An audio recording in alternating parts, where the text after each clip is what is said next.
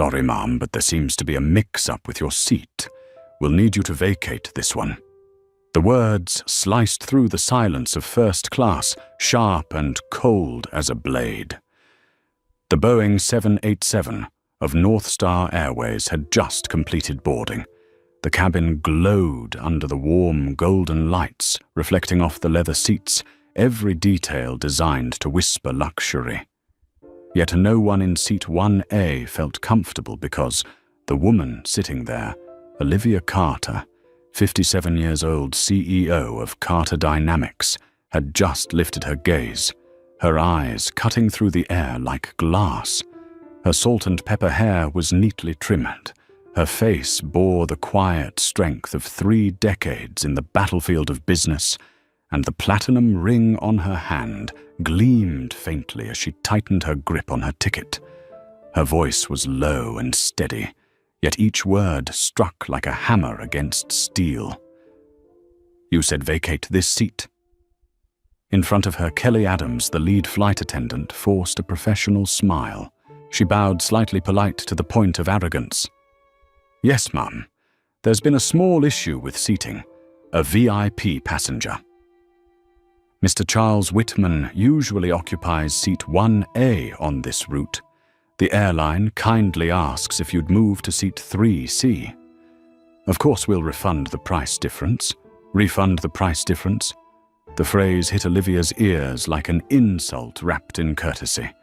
She inhaled slowly, glancing at the seat beside her, empty, spotless, perfectly arranged, and the man standing in the aisle.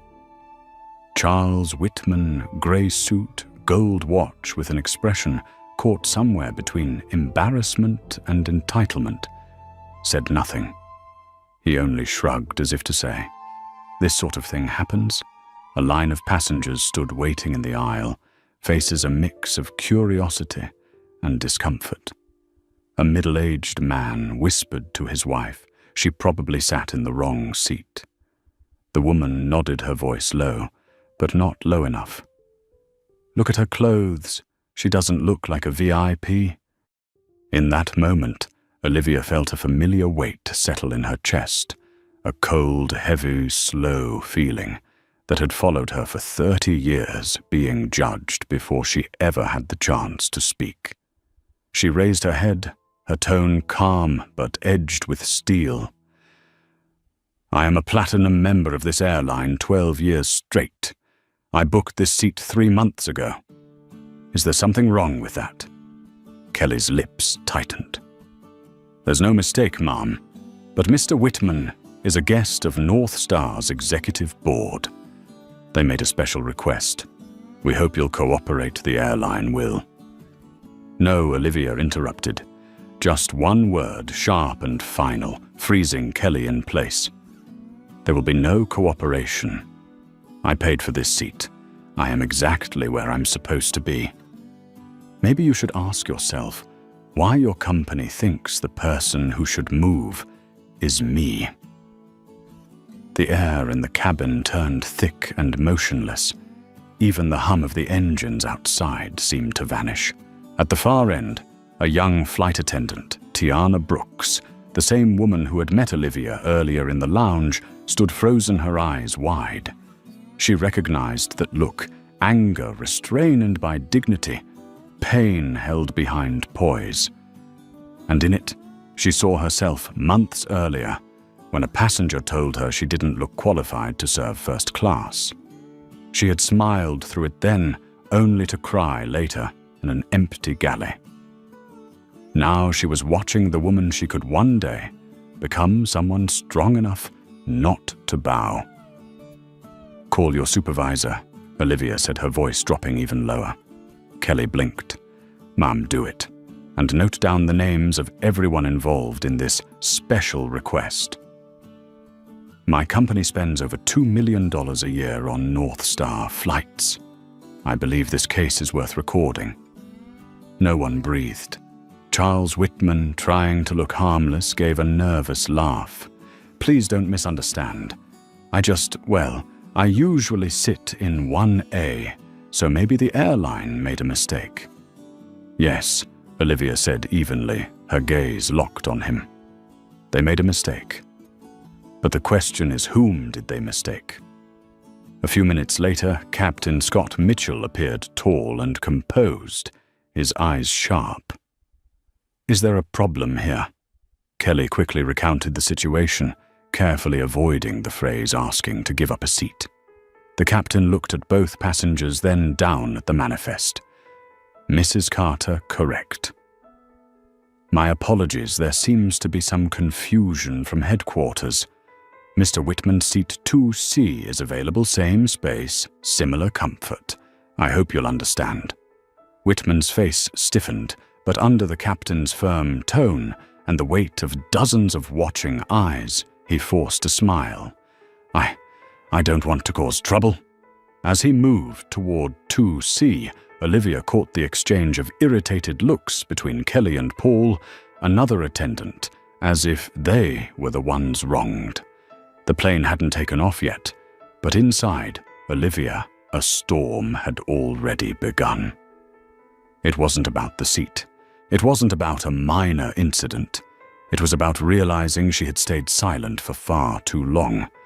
For years, she had chosen restraint, believing things weren't worth making a scene over. She had focused on her work, on meetings, projects, shares, and reputation, convincing herself that success alone would be her answer. But here, beneath the sterile light of the cabin, she finally understood. Success doesn't make people respect you unless you're willing to stand up for yourself. When the captain left, Kelly lowered her head, forcing a smile. "I'm sorry for the inconvenience, Mrs. Carter." Olivia's reply was calm, her smile razor-thin. "No, you're not sorry for the inconvenience. You're sorry because you picked the wrong person to test." Kelly's throat tightened. The cabin froze in uneasy silence. The plane began to taxi, the engines roaring louder. At the front of the cabin, Tiana stood with tears glistening in her eyes, but a faint, proud smile on her lips. She had just witnessed something rare, a black woman not only keeping her seat, but holding on to the dignity of everyone who had ever been told to stand up and leave. Olivia closed her eyes and inhaled deeply. The soft cabin lights fell across her face. Outside, the aircraft climbed into the night sky. But within Olivia Carter, another journey had just begun. A journey to reclaim the true meaning of power. Not in a first-class seat, but in the courage to remain seated when the world insists you should stand.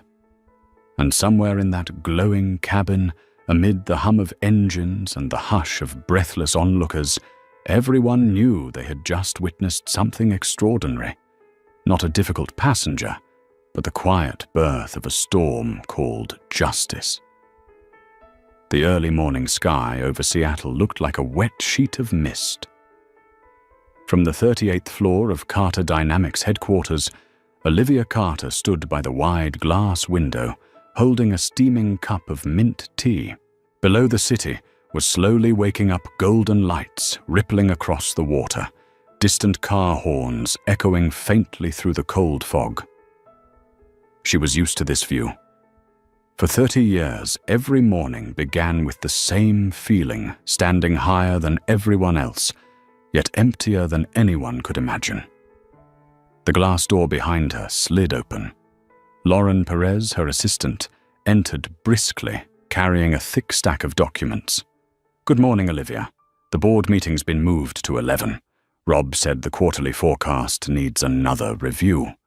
And Jason sent the revised file for the London plan." Olivia didn't turn around, still looking out at the city. Lauren nodded. "Yes, he wants to discuss the new timeline for the London office." "Oh, and Megan from PR, she needs your approval on the Forbes interview." Olivia sighed, setting her teacup down. Another from garage to billion-dollar empire story. Lauren gave a cautious smile. That kind of story sells. People love tales of triumph. Olivia turned her gaze sharp as a blade. "Well, I don't. The past doesn't need makeup. It's something I lived through, not something to entertain others. Lauren paused, then nodded softly. I'll tell Megan to rewrite it. Focus on vision, not biography. Exactly. Tell her I'll talk about technology and the future, not about the doors that once slammed in my face. The phone rang. The screen lit up David Carter. Olivia hesitated for a beat before answering. Hi, darling. His voice was deep and warm, but tinged with fatigue. You remember dinner with Emma tonight, right? Olivia was silent for a few seconds before exhaling quietly. I have a 6 o'clock flight. London moved the meeting earlier. On the other end, silence stretched out. Again, Liv David's voice wasn't angry, just filled with that same quiet sadness. This time it's dinner with our daughter. We've had it on the calendar for 3 weeks. I know. But if I don't fly tonight, we'll lose an entire quarter's momentum. You understand this project, I understand. I always understand. David interrupted his voice, gentle but weighted. I just wonder if you do? Olivia sat down, her hand gripping the edge of the leather chair. What do you mean? I mean, for 30 years, you've always had a reason to be absent. A meeting, a partner, a crisis. And each time you lose something small, a dinner, a celebration, a birthday, until there's nothing left for us to lose. His words cut straight through her chest. Olivia swallowed hard. You're exaggerating. I'm just trying to keep everything together. For Emma's future. For our family. Olivia David said softly. We don't need a hero who sacrifices everything. We just need a wife, a mother, someone who can sit down and have dinner once in a while. His tone faltered for a moment, then steadied. Who's flying to London with you this time? The team. Rob, Lauren, and Olivia paused, and Jason David asked, Are you jealous? Olivia gave a faint, deflective laugh. No, just curious. The man who texts my wife at midnight about strategic innovation ideas. I'm curious, that's all. You're being unreasonable. And you're being naive. His voice stayed calm, but there was something like a quiet warning beneath it. I've seen the way he looks at you. Everyone has. Everyone except you, or maybe you just pretend not to. The silence between them thickened. Finally, Olivia spoke, her voice hoarse. What do you want from me, David? I want us to talk when you come back from London. Really talk. Not about the company, not about contracts, just about us. If there's still an us, then the line went dead. Olivia set the phone down, her eyes landing on the glass wall where a framed magazine cover hung. The Woman Who Changed Cybersecurity. She used to feel proud of it. Now it only made her feel tired. The door opened quietly. Lauren stepped in, her tone careful. The meeting starts in 5 minutes. Rob's waiting. Olivia stood, smoothing the sleeves of her grey suit. All right. The conference room on the 40th floor gleamed under bright white lights. At the head of the table, Olivia spoke clearly, each word precise and firm. The London project will increase our European market share by 30% within 18 months. If we stay on schedule next quarter, Carter Dynamics will surpass SafeLink and SkySec. On the big screen, the chart soared upward. Heads nodded around the table. Rob Hayes, the CFO, spoke up. The plan looks promising, but the risks are significant. Brexit staffing, costs, legal volatility. All manageable, Olivia cut in. With the right team, we won't just expand, we'll define the market. From the far end of the table, Jason Miller smiled confidently, eyes fixed on Olivia. I'll handle the initial phase in London. The key contracts are ready, and if you agree, I can stay a few extra days after launch to stabilize the team. Olivia glanced at him, catching the faint warmth in his gaze. David's words echoed in her mind. Everyone sees it except you." Her reply was cool. "No need. We're here to work, not to take vacations." The room fell silent. Jason pressed his lips together, masking his disappointment. When the meeting ended, Lauren approached. "The car's waiting to take you to the airport. Your ticket's confirmed." "And?" She hesitated. Emma texted. "She hopes to see you tonight, even just for 5 minutes." Olivia stopped a faint ache tugging at her chest.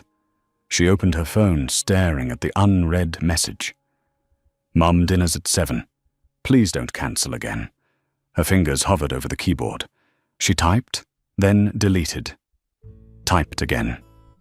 Deleted once more. "Mum's sorry, sweetie. London can't wait." But she didn't send it. She couldn't.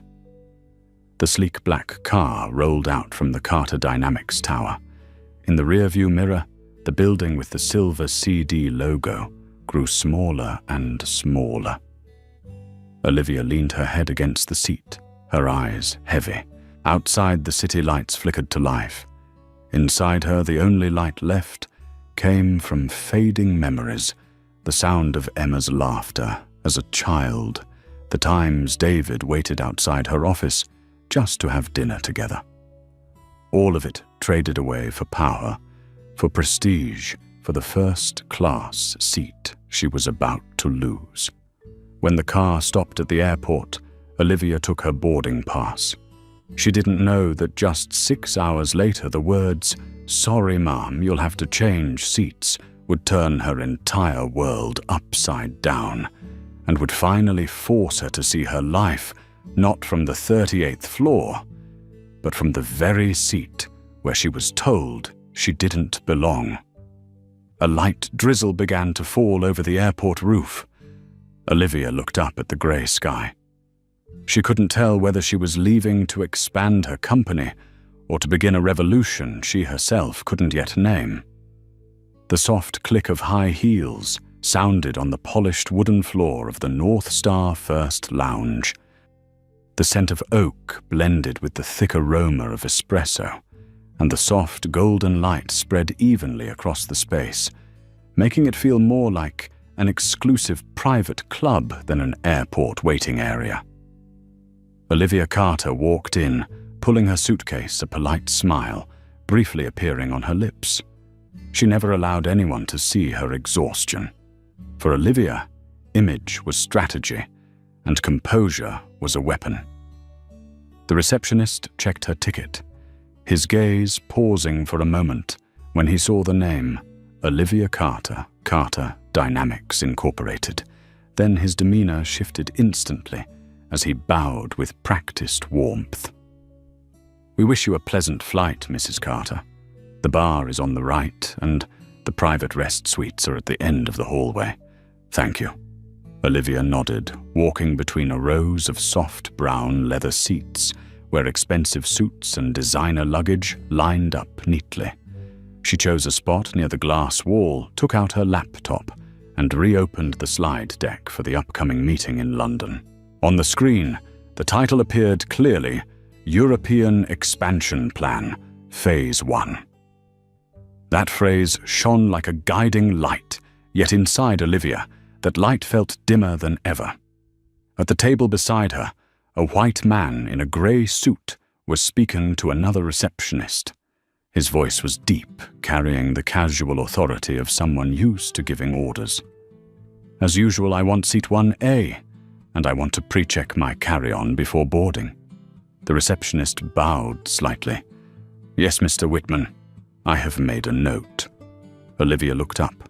That name Whitman would cling to her flight like a bad omen. He turned away, his eyes sweeping past her, as if she were nothing more than part of the background of the room, a glance that was not intentional, but full of assumptions.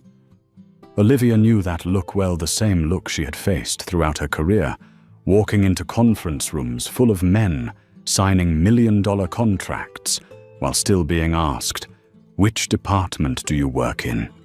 She drew a long breath and returned to the plan. Everything had to be perfect. London was not just expansion, it was the rebirth of Carter Dynamics after 2 years of market turbulence. "Excuse me, Mrs. Carter," a small, slightly trembling voice. Olivia looked up. A young North Star flight attendant stood in front of her fingers, gripping a coffee tray. Her face was round her brown skin, smooth her curly hair, pinned neatly into a bun at the nape of her neck. "I am sorry to bother you, but I just wanted to say I am Tiana Brooks. I heard you speak at the Women in Tech conference last year." "Your talk?" She drew a nervous breath. "Changed the way I see myself." Olivia smiled. "Oh, really? Thank you, Ms. Brooks." "Yes. I am still in college, majoring in computer science. Working at North Star is just temporary to pay my tuition." Studying and working at the same time, Olivia tilted her head, her gaze softening. "I used to be like you. When I was 20, I wrote code in coffee shops on an old laptop, so slow I had to pray every time I ran a program." They both laughed, and Tiana visibly relaxed. "I did not think you would be this friendly," she admitted. "In the media, they describe you as very strict. The media likes to simplify people. They turn a woman with goals into someone cold. They do not understand that to survive, sometimes women have no choice but to look stronger than they really are." Tiana nodded, her eyes shining. "You are right. Here I also feel out of place. They tell me not to be so sensitive. But there are things you just cannot ignore." Olivia looked at her and saw a reflection of herself 3 decades earlier, a young woman moving through a world that constantly doubted the abilities of women of color. She took a business card from her wallet and quickly wrote a private email address on it with her silver fountain pen. "Send me your resume when you graduate. Carter Dynamics always needs people with a fighting spirit." Tiana received the card with both hands, slightly trembling. Thank you so much." Olivia lightly touched her hand. "Do not just dream of opportunities, create them. And do not let anyone convince you that you are taking up too much space. If anything, take up more." Tiana walked away, glancing back at her several times, as if she had just met a hero. Olivia remained seated, looking at the remaining business cards in her wallet, and smiled faintly. She had once been proud to be a source of inspiration, but now, seeing Tiana, she felt a small ache in her chest, realizing she had lost part of that girl in herself a long time ago. A loud burst of laughter cut across her thoughts. Over by the bar, Charles Whitman was chatting with a group of airline staff. His voice carried all the way to where Olivia was sitting. "I fly this route every week. They know I like seat 1A. I never have to ask." The staff laughed awkwardly. A woman in a company suit added quickly, "Of course, Mr. Whitman. We always prioritize our frequent guests." Olivia watched the scene, her eyes narrowing slightly. She understood the language of power, the way people bowed to money, and the way they bowed to the familiar habits of unfairness. Another staff member stepped up to the counter and made an announcement. "North Star Flight 708 to London will begin boarding in 15 minutes. First-class passengers, please be ready." Olivia closed her laptop and gathered her papers. As she stood, her eyes brushed over Whitman once more. He was gesturing broadly, laughing loudly, completely convinced that the world revolved around him. "The world only gives us the seat it thinks we deserve," Olivia thought. "But only when we stand up does it learn we do not accept its limits." At the boarding gate, Tiana appeared again, guiding passengers with practiced professionalism. When she saw Olivia, she smiled and gave a small nod, a silent greeting. Olivia answered with a warm look. No one knew that in that brief moment, 2 generations of women of color had shared an unspoken promise that wherever they were seated, They would not let others define their worth. In the first-class cabin, Olivia settled into seat 1A and took out her notebook, writing a few quick lines. Under the soft golden light, her handwriting moved slowly, steady, and deliberate. Sometimes we do not need to raise our voice to create change.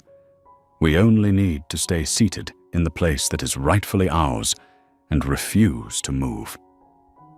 Outside, night slowly descended over Seattle. High above, other planes took off one by one, glowing like fireflies in the dark sky. Olivia did not know that only a few hours later, on this very flight, that belief would be tested, and one simple act, refusing to leave her seat, would turn her into the center of a storm that would force the world to reconsider what the word respect truly means. At the back of the cabin, Tiana was still busy checking seats and adjusting luggage, but her eyes kept drifting toward seat 1A. There, Olivia Carter gently closed her eyes and sighed. Amid the airport noise and the steady rumble of rolling suitcases, she heard a question rising inside her, soft but deep. Have all the years I sacrificed truly bought equality, or only a temporary seat on the flight of the powerful? She did not have an answer. Not yet. But the air itself seemed to be shifting, and with it the fate of a woman named Olivia Carter was also about to take off.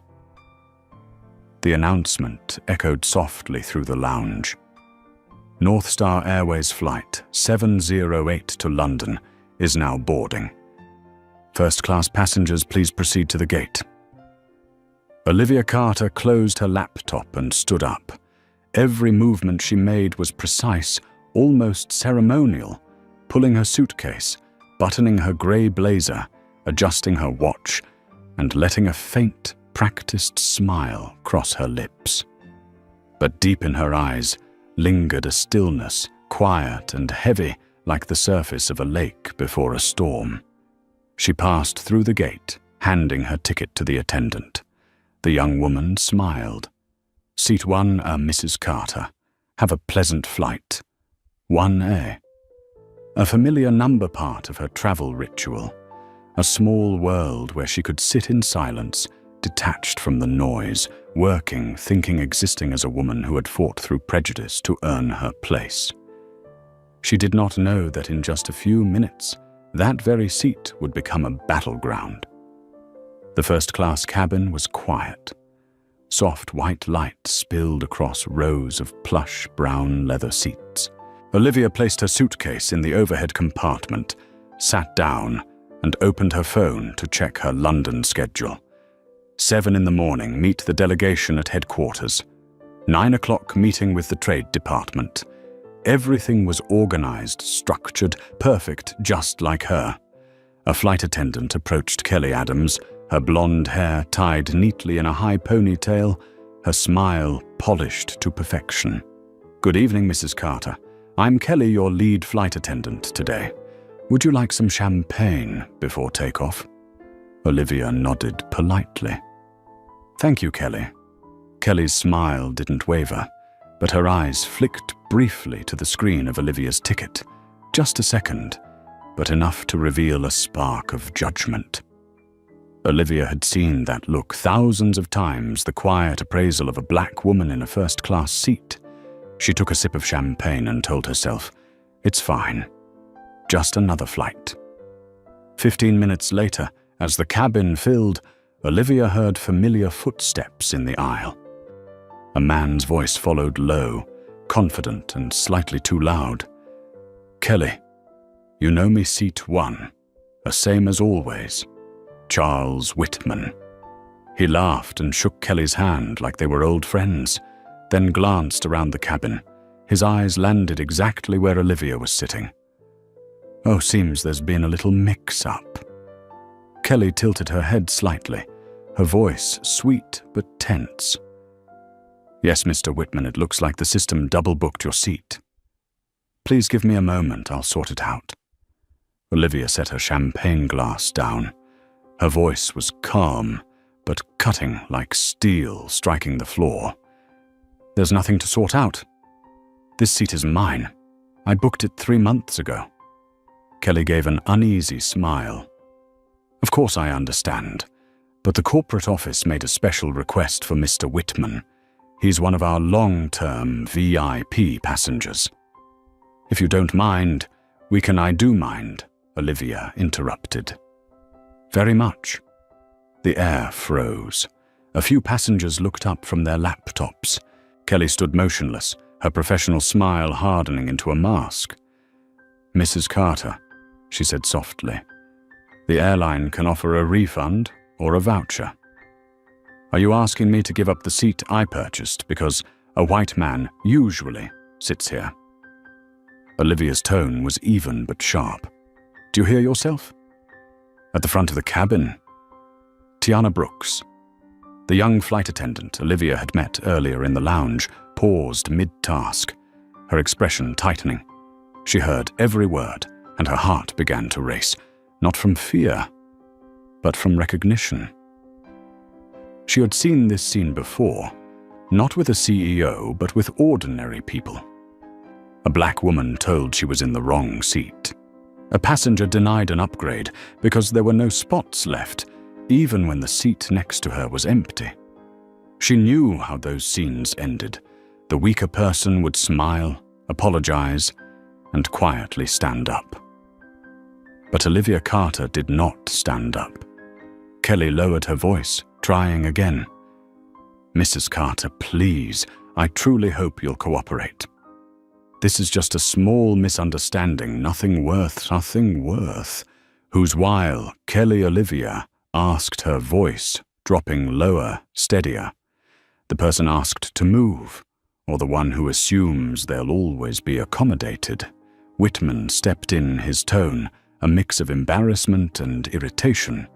"I don't want to cause trouble. It's just that I always sit here. The airline knows my preferences." Olivia turned toward him, her gaze unwavering. "And the airline knows mine too, 12 years as a platinum member. Yet somehow only one of us is being asked to move. I wonder why that is." Whitman's face reddened. He looked away. The entire cabin was silent. A few minutes later, Captain Scott Mitchell appeared, his stride firm and deliberate. "What's going on here?" Kelly spoke quickly, her voice shaky. "Just a seating mix-up, Captain." "Mr. Whitman, usually, not usually," Olivia interjected. "We're talking about a paid reservation, not a habit." Scott checked the passenger list, sighed and said, "Mr. Whitman, seat 2C is available. It's still first class, same legroom. I'd appreciate your cooperation." Whitman pressed his lips together, then nodded reluctantly. "Fine." As he walked past, Olivia caught Kelly's gaze, cold, tense, and quietly resentful. No words were needed. Olivia knew this woman would remember the moment forever. The flight took off 10 minutes late. But in Olivia's mind, time had stopped. She leaned back, eyes closed, listening to the soft vibration of the engines beneath her feet. Something inside her had broken, and yet something else had awakened. Broken from exhaustion, from seeing once again the quiet contempt hidden behind polite professionalism. Awakened because this time she had not stayed silent. Not this time. When the plane leveled out, Tiana approached and whispered softly, "Mrs. Carter, I just wanted to say thank you. If it were me, I think I would have stood up." Olivia opened her eyes and looked at the young woman, her expression softening. "Don't thank me. Just remember, when one person stands up for what's right, the whole system is forced to sit down and listen." Tiana nodded, her eyes glistening. Olivia turned back to her laptop, but instead of opening the London presentation, she opened a blank document and began to type. "There are boundaries we no longer accept, not because we seek to fight, but because we're too tired to pretend everything is fine." She stopped typing and looked out the window. Beneath the thick clouds, Seattle had disappeared. Somewhere in the cabin, Whitman was on the phone, his voice loud, as if nothing had happened. Kelly sat quietly taking notes, avoiding any glance toward seat 1A. Yet something in the air had shifted. Olivia clenched her hand around the armrest, feeling the cold metal beneath her palm. It grounded her. She understood now the real collision wasn't about a seat, but about the idea of who gets to sit where and who's told to move. She didn't know it yet, but in just a few hours this very flight would become the center of global attention, and the small act she had made today would help thousands of people find their own voices again. But for now, as she looked out at the endless stretch of dark ocean below, Olivia Carter had only one thought. I didn't sit down just to fly. I sat down to begin another kind of landing, the collapse of old assumptions about human worth. The Boeing surged forward through the clouds. A new chapter was beginning high above the world, where people believed there was only peace, but hidden within, there was revolution. The lights in the first-class cabin dimmed. The low hum of the engines blended with the soft breathing of sleeping passengers.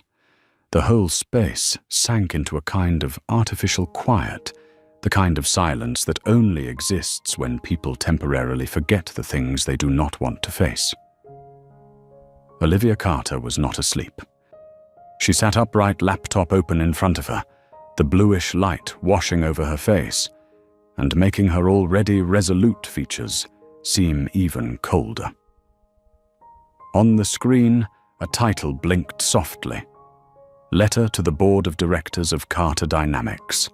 She typed slowly each word, feeling as if it were carved out of stone.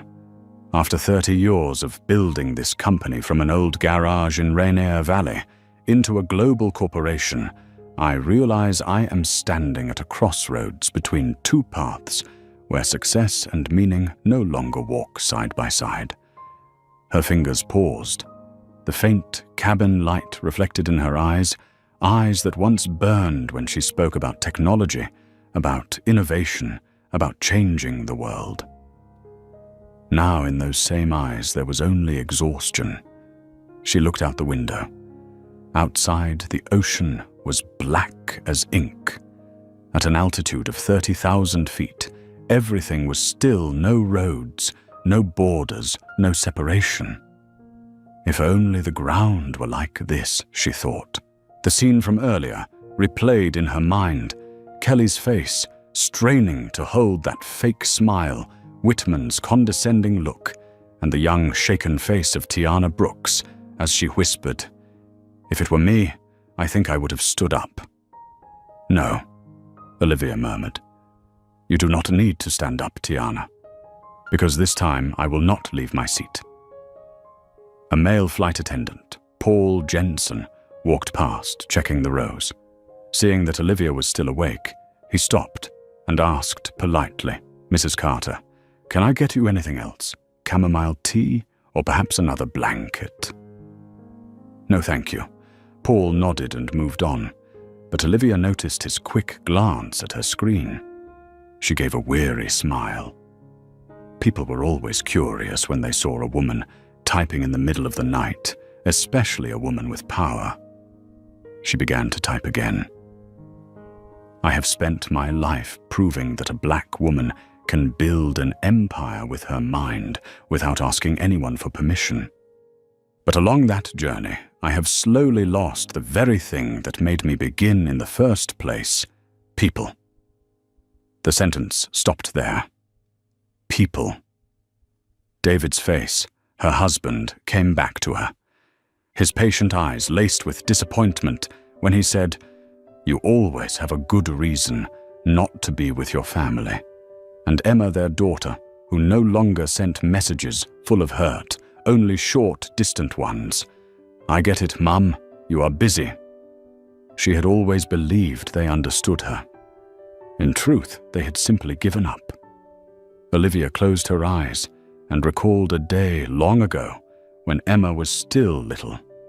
She had run into the living room and wrapped her arms around her mother, shouting, "You are my hero." Now that same Emma said to David, "I do not know who Mum is, except what I see in articles online." Olivia typed again. "I have become the woman I once feared most. The one who believes love can wait, that justice can be negotiated, that dignity is a luxury." A hot tear slipped from the corner of her eye and fell onto the keyboard. Olivia gently wiped it away and saw the word "save" glowing in the corner of her screen. Instead of saving, she opened a new file and named it legacy.docx. This time, it was not a resignation letter, but a declaration. Legacy is not the company you leave behind, but the people you inspire to carry the work forward. Tonight I met a young woman, Tiana. She reminded me that the world still needs those who are willing to stand up, even if it is only to say, "I will not give up this seat to anyone." Her hand stilled. Her heart beat slower. Something was shifting inside her, something that had been buried beneath decades of meetings, reports, and stock prices. A soft rustle sounded near the cabin door. Tiana appeared holding a water jug and smiled when she saw Olivia was still awake. "Mrs. Carter, I do not want to disturb you, but thank you for what you did earlier." Olivia looked up. "You are still not asleep." Tiana shook her head lightly.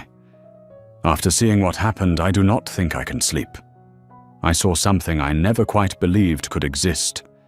That even when the world tells you to be quiet, someone can still choose to speak." Olivia studied the young woman, her bright eyes full of hunger for something more. "Do not thank me. Promise me this instead. When it is your turn, do not stay silent." "Yes, ma'am." Tiana walked away, leaving a pocket of quiet behind her. Olivia exhaled slowly, as if she had just placed the first brick of something new. She checked her phone and saw a message from Emma sent 3 hours earlier. "I just rewatched your talk from last year. Do you still believe in what you said?" Olivia stared at the text for a long time. She did not reply, but in her heart, the answer was already clear. "Yes, but I forgot how to live in line with it." Outside, the plane rattled gently as it entered a cold air current. A few chimes sounded. Kelly walked through the cabin, checking seat belts, her eyes flicking quickly toward Olivia this time, without indifference but with caution. Olivia understood. That silence was not respect. It was fear. She turned back to her laptop and finished the final lines. "I used to think justice was a grand battle. But sometimes it begins with refusing to move from the seat the world says you do not deserve. Tomorrow when this plane lands, I will decide either I walk away from everything or I begin again for the first time with a real purpose." She pressed save. The screen went dark. In the cabin, the faint nightlight lay across her face. At this height, there were no cities, no voices, no limits, only the endless sky, and a woman asking herself, if today is the beginning, do I have enough courage to live differently? Behind her, Whitman laughed loudly, talking about investments and golf. Kelly still laughed along, though her eyes avoided contact. Paul sat down on the jump seat, closing his eyes as if nothing had happened. But in seat 1, something was rising. Not anger, but awareness. For the first time in many years, Olivia felt herself returning to the true center of who she was. A place without titles, without the word CEO, without pressure, only a human being. The plane jolted hard once more. The warning lights blinked on. Olivia smiled faintly and gripped the armrest. The turbulence was brief, but it reminded her of something to break through the cloud layer a plane has to endure, shaking, and to break through our limits people do too. On the screen, the cursor blinked beside the final line of her letter.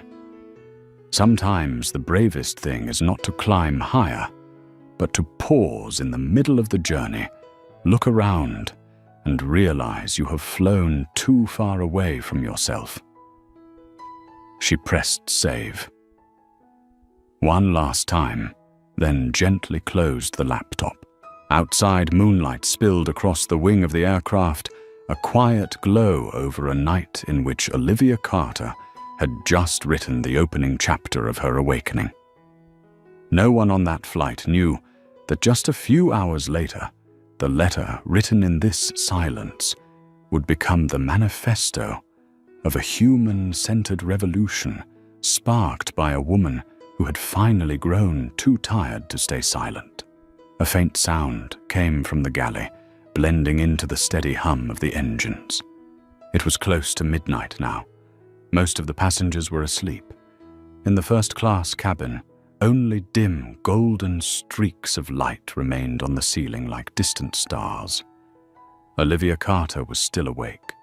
Her laptop was half closed, her fingertips resting lightly on the cold silver edge.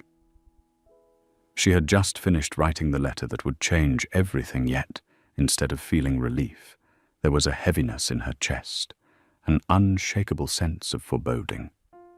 From behind her, whispers of an argument broke the stillness.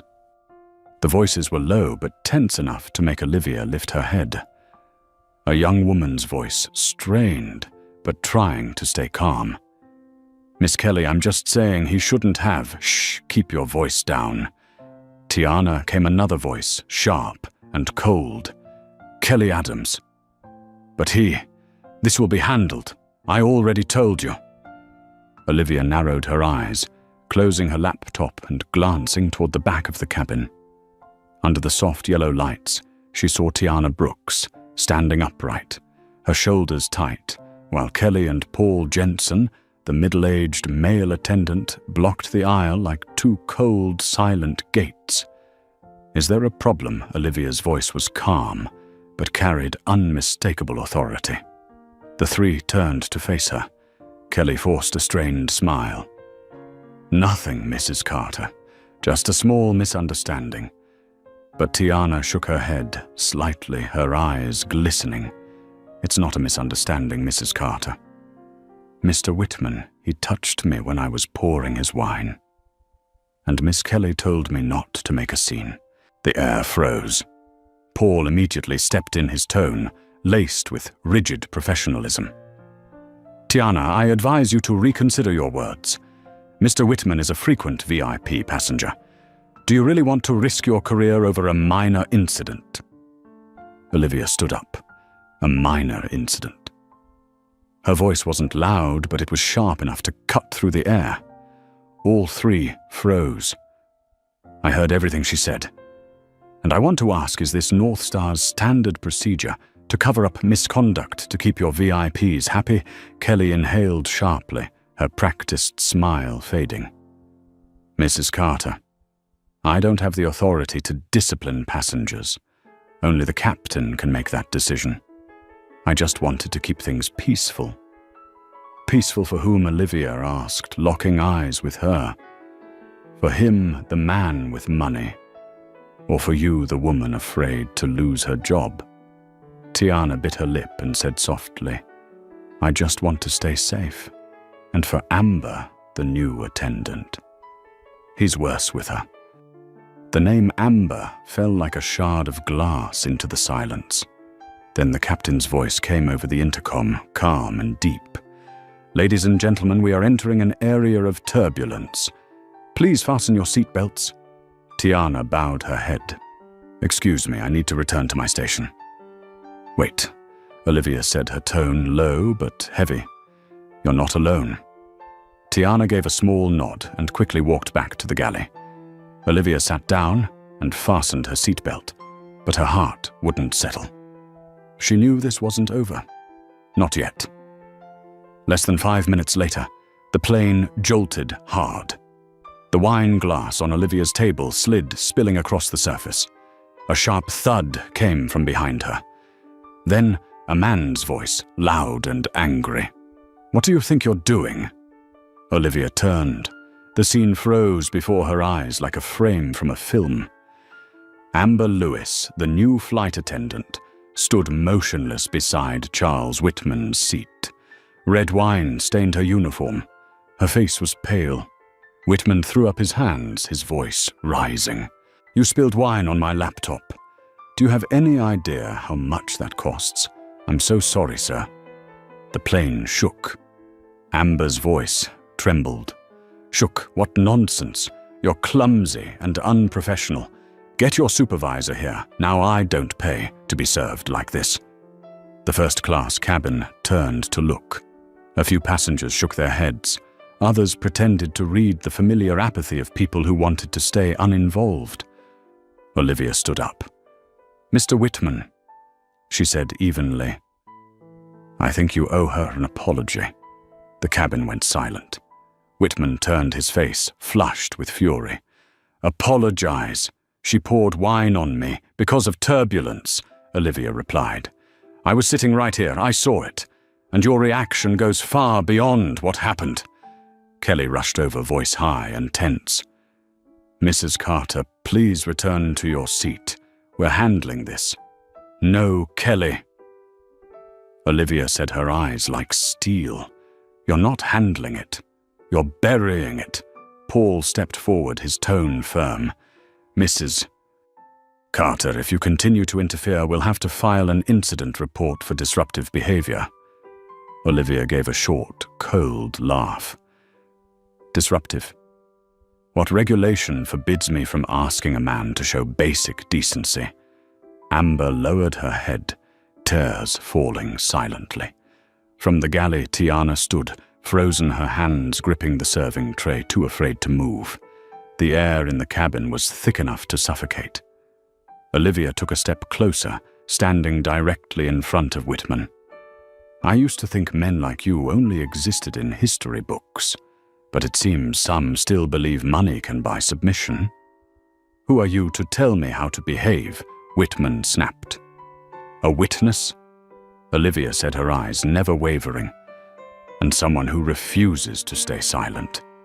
The cabin stirred with quiet whispers. A man in row 3 gave a subtle nod. The woman beside him reached for his hand. Kelly turned away, jaw tight. Captain Scott appeared at the front of the cabin, summoning all 3 attendants. Olivia could hear his deep voice, steady but firm. "What's going on here?" Then silence. Then Kelly's voice, clipped and defensive. "Mrs. Carter is interfering with our work. Mr. Whitman lodged a complaint against the crew, and Tiana's voice broke in soft but clear. "No, Captain. Mr. Whitman harassed and verbally abused the attendants. We reported it earlier." A long pause followed. Then Scott's voice came again, low and deliberate. "I'll handle it." 10 minutes later, he returned to the cabin. He approached Olivia quietly and said, "Thank you, Mrs. Carter. I've spoken with the crew. We'll be filing a report on the incident. And I apologize on behalf of the airline." Olivia met his gaze, her tone steady. "I don't need an apology. I need action, and I'll be watching to see if you take it." Scott nodded, a new resolve in his eyes. "We will." As he walked away, Tiana came forward, her voice trembling slightly. "Thank you, ma'am. You just saved both me and Amber from losing our jobs." Olivia smiled faintly, her voice warm and low. "No, Tiana. I didn't save anyone. I just reminded everyone that dignity doesn't come with a seat class." After the incident, the cabin sank into a heavy, uneasy silence. Whitman turned toward the window, his face stiff. Kelly sat on the crew bench, avoiding everyone's eyes. Olivia returned to her seat and reopened her laptop. She deleted the last line of her letter and typed a new one. Sometimes a small act can shake an entire system. Not because it's loud, but because it wakes up the souls that have grown too used to bowing. She looked at the words and smiled softly. Outside the window, the black ocean below began to fade, replaced by the faint glow of approaching dawn. Olivia whispered quietly, "Perhaps after all the sky is grateful for turbulence." And somewhere in that cabin, those who had stayed silent began to think about fairness, about respect, and about the woman sitting in seat 1A who had just taught them a lesson without raising her voice. No one has the right to make you leave the seat that rightfully belongs to you. Dawn began to break, peeking through the thick layers of cloud. The first light streamed into the first-class cabin, like a thin veil of smoke slipping through the window and falling across the calm face of Olivia Carter. She had not slept. The night had felt longer than any transatlantic flight she had ever taken, not because of time, but because of what had been shifting inside her. She had witnessed something undeniable, that truth only needs a single moment to shatter the artificial wall of so-called professionalism. All it takes is one person brave enough to say enough. Soft footsteps sounded at the front of the cabin. Captain Scott Mitchell was making his way down the aisle. He stopped at seat 1A, his posture steady, his eyes carrying something different this time. No longer just formality, but sincerity. "Mrs. Carter," he began, his voice low. "And even, may I speak with you in private for a minute?" Olivia nodded and unfastened her seatbelt. They moved to the small area between the cabin and the cockpit, where a faint green light cast a pale glow on the floor. Scott drew a breath. "I have spoken with the crew, with Kelly, with Paul, and with Miss Brooks. I have also spoken to Mr. Whitman." Olivia folded her arms and stayed silent. She did not need to say anything. Scott paused, then corrected himself. Mr. Whitman did not deny what happened. He said it was just his way of being friendly. "I have filed an incident report. When we land, the airline's human resources department will take over. But there is something you should know." Scott met her gaze, his voice dropping slightly. "This is not the first time. At least 3 flight attendants have reported similar behavior from him, but the reports were blocked at the regional management level. I only found out this morning when I checked the system." Olivia raised an eyebrow. "And what did they do about it?" Scott gave a small, bitter smile. "Nothing. Because that passenger is connected to the North Star Board of Directors." A chill seemed to pass through the air. Olivia felt as if even the atmosphere itself were ashamed. "You know," she said slowly, "people usually imagine injustice as a heavy punch. In truth, it is more like a leak in the hull, quiet and patient, and eventually it rots the entire ship." Scott said nothing for a moment, then exhaled. "I agree. And maybe I have been silent for too long as well." "You have 3 daughters, do you not?" Olivia asked, remembering the family photo he kept beside his nameplate in the cockpit. Scott nodded. "Yes. And tonight, I kept asking myself if they were in Tiana's place or Amber's place, who would stand up for them." In that moment, Olivia realized it was not only Tiana or Amber learning how to find their voices. The man standing in front of her was learning too. Mrs. Carter Scott continued, "What you did last night, it made me think. You may not know it, but when you stood up, the whole cabin went quiet. Not because they were afraid, but because they saw something they had forgotten, that you can say no, that you do not have to apologize for protecting what is right." Olivia smiled faintly, a hint of sadness in her eyes. "Sometimes what we call courage is nothing more than exhaustion. I am simply too tired to keep pretending everything is fine. Whatever the reason, Scott said, you woke a lot of people up. He paused, looking toward the window, where the morning light was beginning to spill in. I have sent my report directly to the airline's board. I do not know what will happen, but I know this. I cannot look the other way anymore. Olivia nodded. You have just taken off for the first time without needing an airplane captain. When they returned to the cabin, Tiana was helping Amber clear the last of the glasses. Both of them looked up, their eyes meeting Olivia's full of gratitude and searching for something solid to hold on to. Olivia walked over and asked gently, "Are you both all right?" Amber nodded, her voice shaky but firm. "I am all right. Thank you for not letting it slide." Olivia smiled. "Do not thank me. Thank yourself for staying through the night without walking away from this job." Tiana looked at her, her eyes bright like a small flame. "You know, the whole crew in the back has heard about what happened. Someone recorded the moment you spoke to Mr. Whitman. They said it is the first time they have seen a passenger stand up for them like that." Olivia paused. "Recorded?" Tiana nodded. "Just a few seconds. But I think it is already being shared in the airline's internal group." A familiar feeling rose in Olivia's chest, unclear but powerful.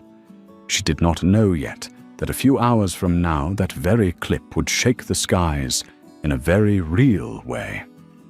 When Olivia returned to her seat, sunlight was pouring into the cabin. She opened her laptop again and looked at the last line in the document called Legacy.docx. Then she began to type. The strength of leadership does not lie in giving orders, but in the ability to help others dare to believe in what is right. If anyone ever reads these words, remember this. Sometimes a single lone voice is enough to make the sky tremble. She saved the file, closed her eyes, and rested her head against the seat. The steady thrum of the engines sounded like a heartbeat. A moment later, the intercom crackled, and Scott's calm voice filled the cabin. "Ladies and gentlemen, we are beginning our descent. Our estimated arrival time in London, Heathrow, is 7:42 in the morning. The weather is clear and beautiful." Olivia opened her eyes and looked out the window. The golden light of dawn exploded across the wings of the aircraft. Below the surface of the sea shimmered as if it had been covered in gold leaf. Kelly walked by and paused briefly next to her seat. She bowed her head slightly and said quietly, "Mrs. Carter, I am sorry. I was wrong not to stand up for my own crew." Olivia looked at her and saw that Kelly's eyes were red. She gave a small nod, her tone softening. "What matters is that you realized it, while you still have the chance to make it right." Kelly nodded and walked away. It was a late apology, but a genuine one. For Olivia, it was enough to believe the world was still capable of healing itself. As the plane continued its descent, Tiana passed by and leaned in to straighten Olivia's tray table. She spoke softly, her voice barely above a whisper. The captain spoke to the entire crew. He said that from now on, if any passenger harasses staff, even a VIP, we have the right to report directly to the cockpit. We do not have to go through the lead attendant anymore. Olivia looked up and met the young woman's radiant smile. "Good. Hold on to that. Do not let it stay just a policy, make it a culture." Tiana nodded enthusiastically. "Yes, ma'am." The chime for prepare for landing sounded. Olivia tightened her seatbelt. When the wheels touched the runway, she drew her first deep breath in many hours. Not because all her worries were gone, but because she knew that the battle inside her had finally landed. From deep within a quiet but resolute voice spoke Olivia, "This is not an ending. This is a new departure gate. As the cabin door opened, passengers began to file out. At the exit, Captain Scott Mitchell stood by to say goodbye, his expression solemn. When Olivia approached, he extended his hand. "Thank you truly. What happened last night, it will not be buried." Olivia shook his hand and smiled. "If you ever need someone to remind them of that, you know where to find me." Scott replied, his voice steady. "Yes, and I think the world will soon know as well." Olivia stepped out of the jet bridge and into the cool early morning air of London. In her hand, the laptop felt heavier than usual, not because of its metal, but because of what it now carried inside. Above her, the sky over the airport blazed with bright morning light, fierce and radiant like a promise that dawn always follows the darkest night. She did not yet know that somewhere in the vast web of the internet, a 3-minute video from the first-class cabin was beginning to spread. And within 24 hours it would ignite a movement known as the Dignity Initiative. For now, as she walked through the terminal, Olivia Carter knew only one thing. Some flights end on the runway, but there are flights that truly begin the moment we dare to say enough. Heathrow Airport was crowded in the early morning. Streams of people flowed like silver currents under the lights, reflecting off the marble floor. Olivia Carter walked through the crowd with her usual calm composure, but inside a storm was stirring. Her phone buzzed continuously, message after message lighting up the screen.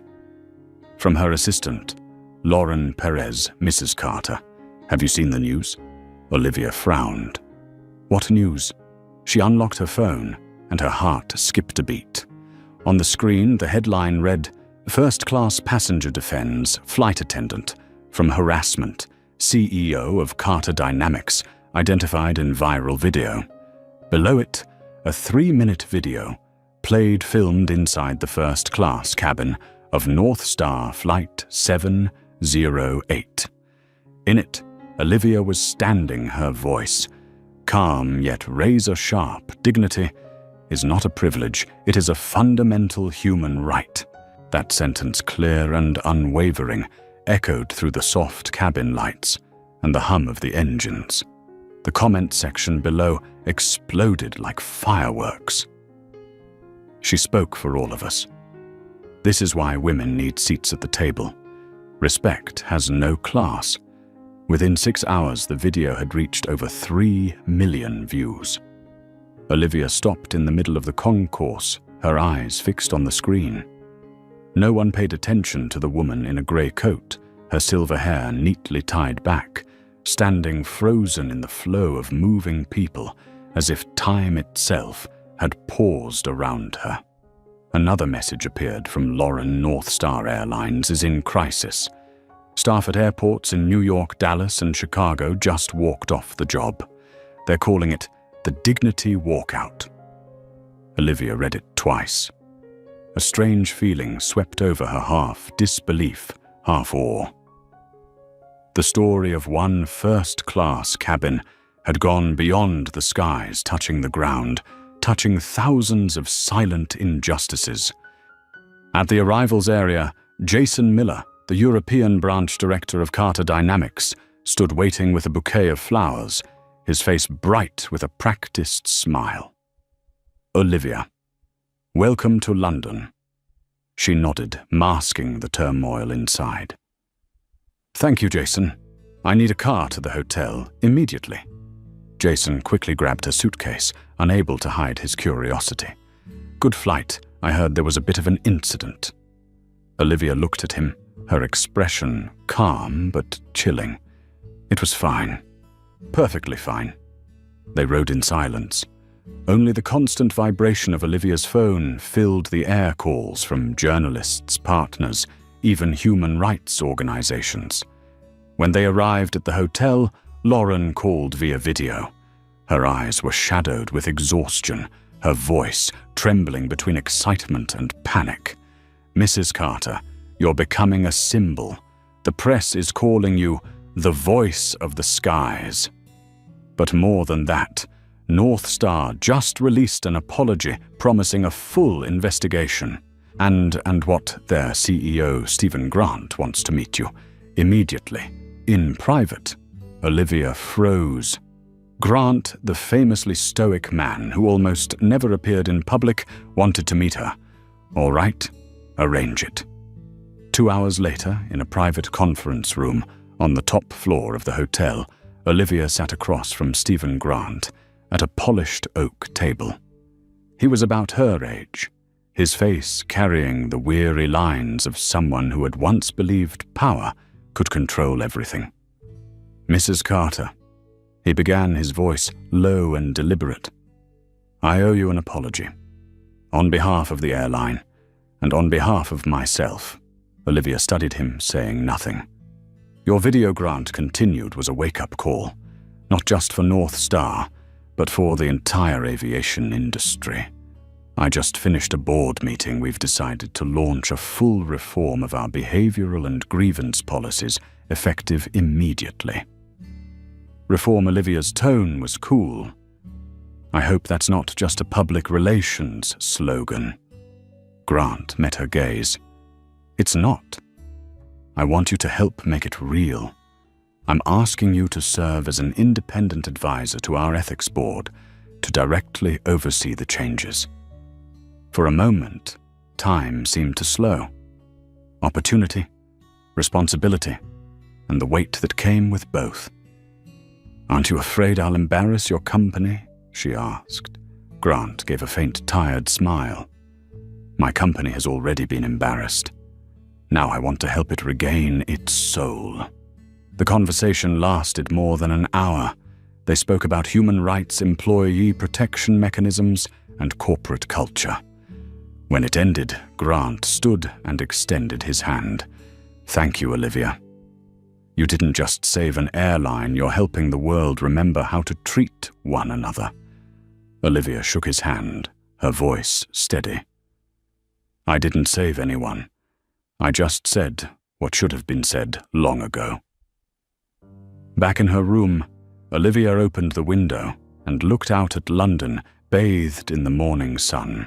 The light glinted off the glass towers, scattering into thousands of golden fragments, like pieces of hope awakening after a long night. She opened her laptop, found the file legacy.docx, and began to type. Sometimes change doesn't begin in grand halls or official resolutions. It begins with one act of courage at the right moment, one person refusing to bow, one sentence that makes the world stop and listen. I didn't find justice on the ground, but perhaps I met it among the clouds. Her phone rang again. It was Lauren. "Mrs. Carter, you need to return to Seattle immediately. The Carter Dynamics Board has called an emergency meeting. The video's gone global. The company's being mentioned everywhere. Some people are praising you, others are criticizing. Stocks are up 4%. But the financial press is calling your actions impulsive."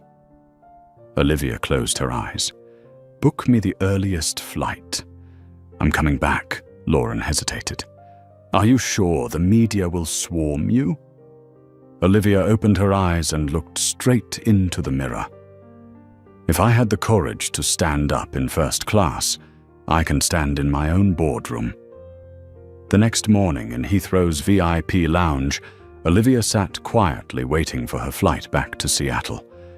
The television on the wall was broadcasting live footage, hundreds of airline employees in New York, Chicago, and Toronto, holding signs that read, "Respect takes flight."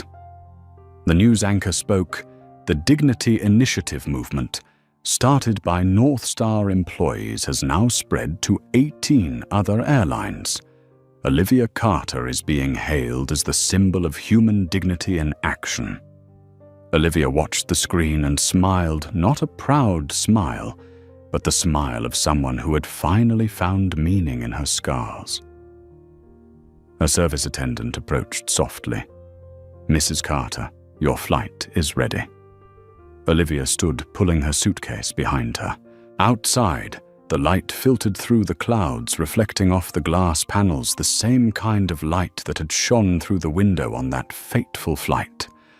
Only this time, she wasn't flying away from something. She was flying toward it, to face it, and perhaps to begin something greater than anything she had ever imagined. Because sometimes the turbulence in the sky isn't an accident. It's the universe's way of waking up those who have been silent for too long. As the North Star jet touched down in Seattle, the afternoon sun poured through the glass, golden and blinding. On the runway, dozens of reporters and cameras were already waiting. Olivia Carter stepped out amid a storm of flashing lights, each burst like the beat of a drum, marking the beginning of a new battle. Lauren ran toward her, breathless. "The board is waiting at headquarters. They want you to explain yourself." Olivia nodded, her gaze steady. "There's nothing to explain, Lauren. Only the truth." On the drive back, the radio was filled with news reports.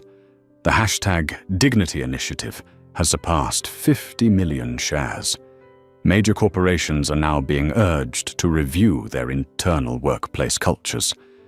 Olivia looked out the window and saw crowds gathered outside the gates of her company, holding up signs that read, "Respect is power," and "Olivia, we stand with you." She smiled faintly. The storm the world was talking about wasn't a crisis. It was an awakening. And for the first time in many years, Olivia Carter felt no fear. Because this time, she knew this storm wasn't meant to destroy. It was meant to wash away what was old and make room for a new sky. The conference room on the 40th floor was brightly lit, yet the air felt heavy. 12 board members sat in silence, their eyes fixed on Olivia Carter, the woman who had become the center of the world's attention. CFO Rob Hayes stood up, his tone sharp and accusing. "You've dragged this company into a media storm. Do you have any idea what the consequences are?" Olivia calmly opened her laptop and projected the screen onto the wall. The company's stock had risen by 7%. Website traffic had quadrupled, and hundreds of thousands of job applications had poured in within just 24 hours. "These are not consequences," she said, her voice low and steady. "They're proof that people will always gravitate toward what is real and meaningful." The room went completely still. After a few seconds, Rob sank back into his seat, lowering his head. Olivia closed her laptop and turned to the window, gazing at the Seattle skyline, where digital billboards were glowing with the words, "Dignity Initiative." She understood now the world had changed, and so had she. "Carter Dynamics will no longer just sell technology," she said. "We will spread a culture of respect." As she stepped out of the boardroom, Olivia looked up at the clear blue sky. For the first time in years, her heart felt light.